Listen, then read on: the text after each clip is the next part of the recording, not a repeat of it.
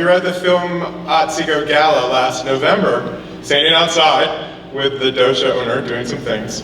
And we were talking about back in the day when you had to run for the border and there'd be lines in Pittsfield or Great Barrington or wherever you would go. And you just have these off-the-wall conversations with these random people that you met in line at the dispensary right over the border.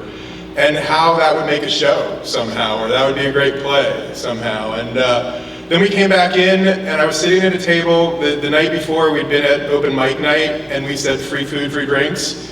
And so we had 2 full tables of open mic night people. And I repeated the idea, and somebody else piped in and went, hey, that's a good idea if we blah, blah, blah, blah, blah. And so out of that, we had a meeting, and we commissioned something called the Stoneonta Writers Group. And we came up with this idea for a streaming sitcom called SuperBuds. And SuperBuds is meant to be filmed here in Oneonta, at the dispensary, around town, at some of the bars and stuff, with the idea that if we could bring a film here, it's one budget, one time, but if we could bring a TV show here, it's 10, 12, 22 budgets a year with some resources to build up a studio, to build more things, to bring more people here. And since we have a dispensary, why not, right? So the idea is the main characters are Theo and Jenna Potter, 21 and 19. They're from the trailer parks of Oneonta. They're townies, but now they go to SUNY Oneonta. And the day that Theo turns 21, he decides that he wants to get a job at the dispensary. But we know from the very beginning of the show that Theo and Jenna are destined to win Oscars someday. Theo is a director and Jenna as an editor. And the idea is that Theo wants to go to the dispensary and film himself, helping the people of Oneonta, letting them, he and his fellow budtenders, who he dubs the SuperBuds. So without dating myself, or with dating myself, I grew up on 80s sitcoms. And the great thing about 80s sitcoms was in 15 to 60 seconds, you knew with the theme song what the show was about forevermore.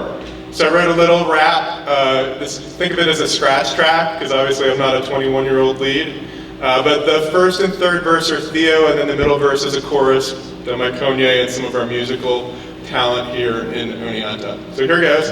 And by the way, we do have a fundraiser up. If we can get $3,000 to $5,000, one of our generous donors, possibly the same one that funded this event, is going to do some job training so that all the people that we have entry level will be hired from the community and trained up to work on the project. So it's tinyurl.com superbuds25. If you guys are interested in helping out, please do.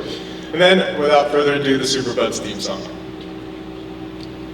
When I turned 21, they said to me, you gotta drink till you drop, you gotta puke till you bleed. But I said, no, I'm doing things differently. I'm gonna get me a job at the dispensary. I'm gonna take my camera and record what I see, little episodes of helping people like you and me. So I'm chilling downtown at the dispensary, super time, super friends, super buds, me. And then Kanye sings, SuperBuds always doing their SuperBud thing. Trying to help my brother out while I dance and sing. Everybody going crazy, always chasing that ring. As for me, I'm chilling down, doing SuperBud things.